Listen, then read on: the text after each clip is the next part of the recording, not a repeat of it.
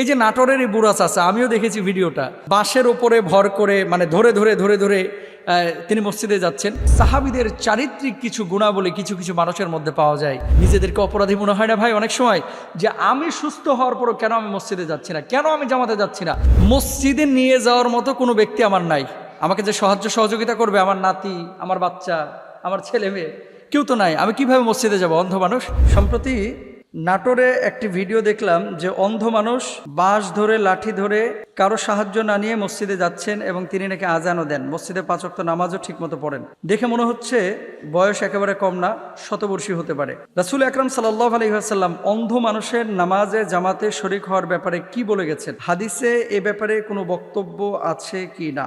Very very important একটি বিষয় যে রাসূল আকরাম সাল্লাল্লাহু আলাইহি ওয়াসাল্লামের অন্ধ ব্যক্তির ব্যাপারে হাদিসের মধ্যে কোনো বিষয় আছে কিনা, বিশেষ করে জামাতে শরীক হওয়ার ব্যাপারে। প্রথমত আল্লাহ রাসূল সাল্লাল্লাহু আলাইহি ওয়াসাল্লাম বলেছেন, সুস্থ সবল স্বাভাবিক কোনো পুরুষ যার উপরে নামাজ আবশ্যক, সে ঘরের ভিতরে যদি নামাজ আদায় করে, ওই ঘরের মধ্যে কোনো নারী এবং পুরুষ যদি না থাকতো, আমি নবী আমার মন চায় যে লাকড়ি দিয়ে খড়খোটা জমা করে তার বাড়ির ভিতরে আগুন জ্বালায় দিতে। নাউজুবিল্লাহ। তো এখানে কেন বলেছেন পিয়ারা হাবিব সাল্লাল্লাহু আলাইহি ওয়াসাল্লাম, নামাজ পড়া যেমন আবশ্যক, জামাতে শরীক হওয়াটা তেমনই আবশ্যক। এবং 1-2 গুণ না, 27 গুণ সওয়াব আল্লাহ সুবহানাহু ওয়া তাআলা জামাতে নামাজ আদায়কারীকে বাড়ায়া দেন। সুবহানাল্লাহ। এবার আসেন রাসূল আকরাম সাল্লাল্লাহু আলাইহি ওয়াসাল্লামের সেই হাদিস। রাসূল আকরাম সাল্লাল্লাহু আলাইহি ওয়াসাল্লাম কি বলছেন, হযরত আবু হুরায়রা রাদিয়াল্লাহু তাআলা আনহু তিনি বর্ণনা করেছেন, একদিন এক অন্ধ ব্যক্তি আল্লাহ রাসূল সাল্লাল্লাহু আলাইহি ওয়াসাল্লামকে এসে বললেন, ইয়া রাসূলুল্লাহ, আমি তো অন্ধ, মসজিদে নিয়ে যাওয়ার মতো কোনো ব্যক্তি আমার নাই, আমাকে যে সাহায্য সহযোগিতা করবে, আমার নাতি, আমার বাচ্চা, আমার ছেলে মেয়ে, কেউ তো নাই, আমি কিভাবে মসজিদে যাব, অন্ধ মানুষ। পিয়ারা হাবিব সাল্লাল্লাহু আলাইহি ওয়াসাল্লাম তখন জবাব দিলেন, তুমি কানের মধ্যে আজানের শব্দ কি শুনতে পাও? ইয়া রাসূলুল্লাহ, আমি তো শুনতে পাই। যদি আজান শুনতে পাও তাহলে তোমাকে মসজিদে যেতেই হবে অন্ধ হওয়ার পরও। আল্লাহু আকবার বলেন।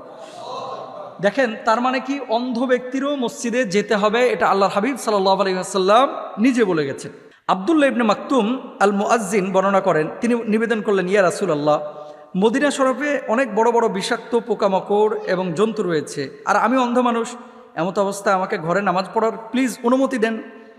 রাসূল আকরাম সাল্লাল্লাহু আলাইহি ওয়াসাল্লাম জবাব দিলেন, তুমি যদি হাইয়া আলাস সালাহ, হাইয়া আলাল ফালাহ এই শব্দ মানে বাক্য দুইটা তোমার কানের মধ্যে আওয়াজ পাও, যে মুয়াজ্জিন আজান দিচ্ছে, হাইয়া আলাস সালাহ, হাইয়া আলাল ফালাহ, আজান দিচ্ছে, আজানের এই দুইটা বাক্যের আওয়াজ যদি পাও, তাহলে ঘরের মধ্যে থাকতে পারবে না, যেভাবে খুশি যেভাবে পারো তোমাকে মসজিদে আসতেই হবে। আল্লাহু আকবার। দেখেন এখানে কি বিষয়, বিষয়টা হলো অন্ধ ব্যক্তি, তারপরে মসজিদে আসার জন্য বলা হয়েছে। এই যে নাটোরের এই বুড়া চাচা, আমিও দেখেছি ভিডিওটা, যিনি বাঁশের ওপরে ভর করে মানে ধরে ধরে ধরে ধরে তিনি মসজিদে যাচ্ছেন।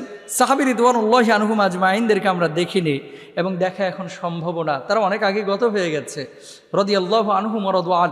কিন্তু সাহাবীদের চারিত্রিক কিছু গুণাবলী কিছু কিছু মানুষের মধ্যে পাওয়া যায়। অনেক সময় দেখবেন যে রিক্সাওয়ালা রিক্সা নিয়ে দাঁড়িয়েছে, রিক্সায় আপনি ভ্রমণ করছিলেন, আরেকজন রিক্সা থেকে একজন মানুষ বের হয়ে মিষ্টি কিনেছে, মিষ্টি কিনে রিক্সাওয়ালাকে ওই প্যাকেট খুলে 2টা মিষ্টি দিয়ে দিচ্ছে, যে ভাই একটু খাও।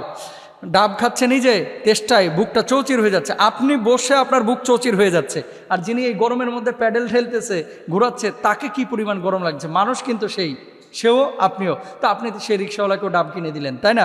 এগুলো সাহাবীদের আখলাক। অন্ধ একজন মানুষ রাস্তা পারাপার হতে পারছে না, চিনছে না, জানছে না, আপনি তাকে সহযোগিতা করলেন, সাহাবীদের আখলাক। তো নাটোরের যে মুরব্বী, এই যে অন্ধ হওয়ার পরেও মুয়াজ্জিন বা মসজিদের মধ্যে যাচ্ছে, মূলত সাহাবী রিদওয়ানুল্লাহি আনহুম আজমাইন এখানে নেই, কিন্তু তাদের চারিত্রিক মাধুর্যতা এই বর্তমান জামানায় অনেকের মধ্যে কিন্তু আমরা দেখতে পাই। সুতরাং সুস্থ সবল মানুষ আমরা যারা এই দুনিয়ার জিন্দেগিতে জীবিত আছি, নিজেদেরকে অপরাধী মনে হয় না ভাই অনেক সময়, যে আমি সুস্থ হওয়ার পরও কেন আমি মসজিদে যাচ্ছি না, কেন আমি জামাতে যাচ্ছি না। আপনি ঘরে নামাজ পড়লে আপনি যে পরিমাণ সওয়াব পাবেন, এর চাইতে 27 গুণ সওয়াব আল্লাহ সুবহানাহু ওয়া তাআলা জামাতে নামাজ পড়ার কারণে আপনার আমল নামায় দিবেন। আল্লাহ তাআলা আমাদের সবাইকে আমল করার তৌফিক দান করুন। সবাই বলেন আমিন।